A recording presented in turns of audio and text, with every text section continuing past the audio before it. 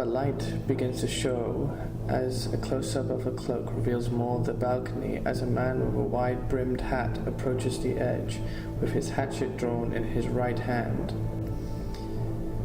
The man carefully places the hatchet on the edge of the balcony and then holds up a golden medallion with a serpentine dragon in the center of it with his left hand, looking at it deep in thought. Another would-be challenger to my rule. I hope he lasts longer than his predecessors. When the time is right, evil will rise. Personified in our case with a woodcutter. Nicola is his name, and this is his town, his land, and a godforsaken place where our tale begins. Nicola then notices movement in the town square and shoves the medallion back into the folds of his cloak with his left hand, and picks up his hatchet with his right dominant hand and sheaths it as he moves down into the square. As many ways as there are of killing a man, there are equally as many ways of telling this old tale of strife. Ladies and gentlemen, welcome to our show, the town's midnight main event. The occasional challenge is already underway. On one side, in the grey suit, red hat, is Killer number 2, representing Nicola's undefeated gang, along with 20 soldiers from the Red Army. Red suits march in 2 column lines from the arch and meet in the middle of their far side of the square and line up in 2 ranks behind Killer number 2, who walked in between the lines, adding some slow twirls, and when the red suits line up behind him, he makes a bowing gesture while taking off his hat slightly and putting it back on, before gesturing to the other side to introduce themselves, even though he already knows their leader, the traitor Valentine. On the roof, all in grey, are scouts from the Proletariat League of Defense. Unknown to either side, 3 individuals are seen atop of the buildings on the left of the square. One is a young woman with 2 older men, who are there to watch the fight in terms of intelligence gathering rather than entertainment. You think Valentine can win? I don't think he knows who he's dealing with. There's a reason why Killer number 2 is Nicola's right-hand man. Neither of the opponents seem to notice as they are too focused on each other, and besides, they know it will help spread the news of the outcome of this fight. And in the far side, in menacing military fatigues, led by Valentine, are the contenders of the hour. Behold, men, the buffoon who calls himself Killer number 2. Valentine chuckles slowly at his own joke. Killer number 2 pulls out a long handkerchief with hearts in a patterned style from his inside suit pocket, before acknowledging that he's been called a buffoon with a surprised face, a small nod, and a small smile, and continues to wrap the handkerchief around his right hand as Valentine talks. Are you here for the brawl, my friend? 'Cause we're here to challenge Nicola's reign, in the name of the people. Valentine's men cheer at the end of his statement and ready themselves for battle. Killer number 2 then crouches low before signaling one of the red suits to throw him his cane, which he catches in his left hand, leveling it with his left hip, while his open-palmed handkerchief hand is level with the brim of his hat on his lower turned to the side head. His ear is aimed at a rival gang, as if to hear them coming. What is he planning to do? Is he nearsighted or something? Obviously Nicola has gone senile to choose this fool as his number 2 killer. Valentine then turns to his man on his left, jerking his head towards Killer number 2. The man nods. Valentine then repeats his action to the man on his right, who just answers with raising his sword and advancing with the man on the left next to him towards Killer number 2, who just waits, being completely still as he listens to the men slowly approach, but pick up pace as they come closer, until they let out short battle cries whilst raising their weapons to end Killer number 2, but Killer number 2 quickly takes them out in the blink of an eye. Afterwards, standing up with the tip of his left foot pointing down, bending his knee, before getting back into his previous stance as 3 more of Valentine's men encircle him, one in front of him with the other 2 at his flanks.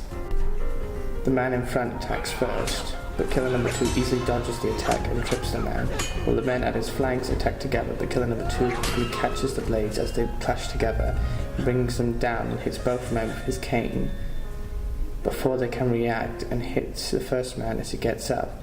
but is hit in the head, leaving him dazed. But he gets up, only to be hit again, not getting up this time by a spinning attack by killer number 2's cane, as he continues to spin around to face the remaining members of the gang. The red suits then move forward, 5 of them unsheathing their blades and holding them above the hearts of the defeated gang members. How is he so fast? He is not blind, so why does he use his ears instead of his eyes? Yes, sensitive ears, and the reason he's so fast is because he learned from the previous killer number 2 before he killed him. Fuck, talk about gratitude. He asked for his pupil to fight him, and Nicola wanted to see if he was worthy of the title. Killer number 2 gets back into his stance after walking into the gazebo in the center of the square, whilst Valentine sends 7 men, clashing blades with one of them to lead the men against killer number 2. 20 men is the unwritten law of this land, so any gang in the province has a chance to challenge the woodcutter and take the town. But as the leader of the biggest gang, Nicola often exceeds his sporting gesture by sending only 1 killer to defend his crown. 3 of the gang members move carefully towards killer number 2, mirroring the previous attackers in formation, and the one behind killer number 2 attacks first, but is stopped by killer number 2, who turns around and thrusting his cane into the stomach of the fighter, whilst making the 2 at his flanks hit each other with their wooden bats. Killer number 2 then spins round and hits the 4th attacker out of the gazebo, before briefly walking 2 steps and simultaneously kicking the 5th attacker with his left leg, and hitting the 6th attacker with his cane, knocking him back a bit before hitting the 7th attacker in the back, after ducking under his swing at his head, and then striking the last 2 fighters in the stomach and delivering a hit to the chest of the 7th attacker, then switching his cane to his handkerchief hand and finishing off the last fighter. Oh, for bloody hell's sake, will he just die already? Either that or I should have got better men to take him on. Killer number 2 then hops off of the gazebo steps towards Valentine and his remaining men, whilst twirling his cane around his body before going back into his battle stance, which also signals 7 red suits to rush forward and unsheath their blades and hold them over the hearts of the beaten fighters. Valentine lets out a war cry for his surviving 8 men to attack, some of which let out their own war cries as they charge. The first 4 are beaten with ease by killer number 2, who grabs the 2nd attacker as he gets up and uses him as a human shield to distract the next attacker. Then he hits the next attacker, knocking him down and releasing the 2nd fighter only to kick him down.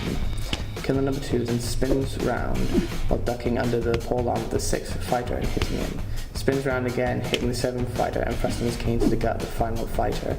Turns, delivering the final hit to the 6th attacker before disarming the final fighter and holding his arm in his handkerchief hand, whilst pressing his cane to the fighter's neck, and looks up and down the fighter before beginning to do the waltz with him. Okay, now he's just showing off and deliberately pissing me off. Killer number 2 then smirks evilly while spinning himself and the fighter around 3 times and then releasing the fighter only to give the fighter a flying roundhouse kick to his face, knocking him down.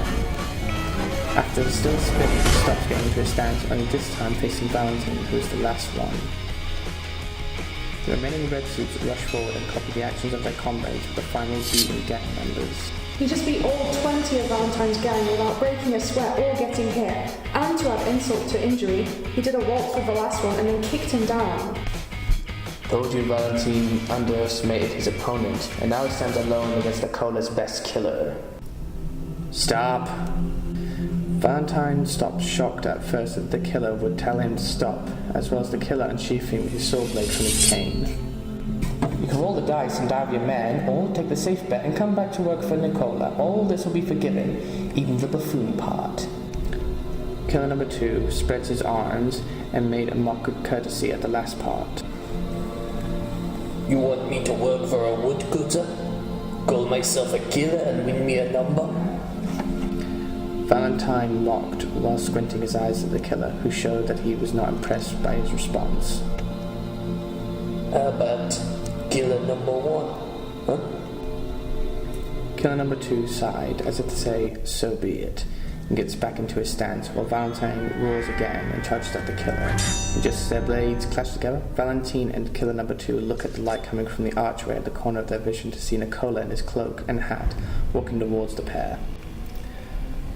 Valentine disengages his blade from killer number 2's blade and raises his kukris in the stance he had before, only this time directed at Nicola, who simply unsheaths his hatchet with his right hand and flicks his cloak so it exposes his right side, and most of his chest, which is covered in fur pelts. Holy shit. I didn't think he would actually show up to this challenge. Doesn't matter. I just need to kill him before he uses that hatchet. Valentine looks at Nicola, visibly nervous about facing off with the woodcutter himself. Killer number 2 is also surprised that Nicola would show up, as he normally left the fighting of his rivals to his killers.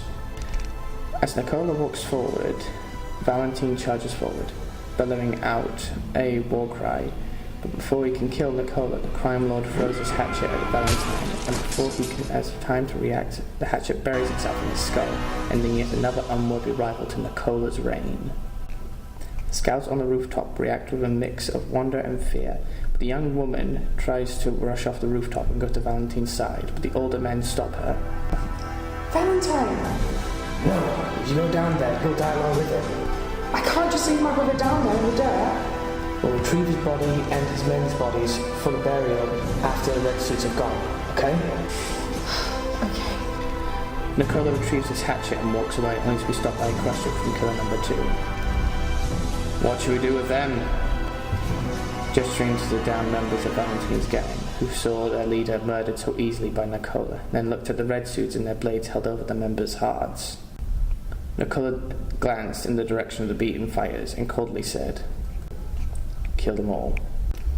Killer number 2 then nodded before turning to his men and gesturing them to end the defeated opponents' lives.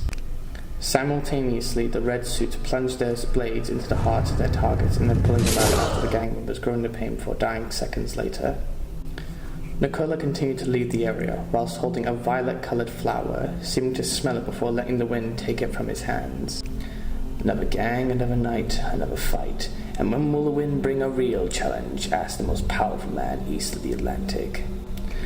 Nicola watched the flower be carried away by the breeze until it left his vision, and he continued on back to his palace, praying for one final worthy challenge before he dies.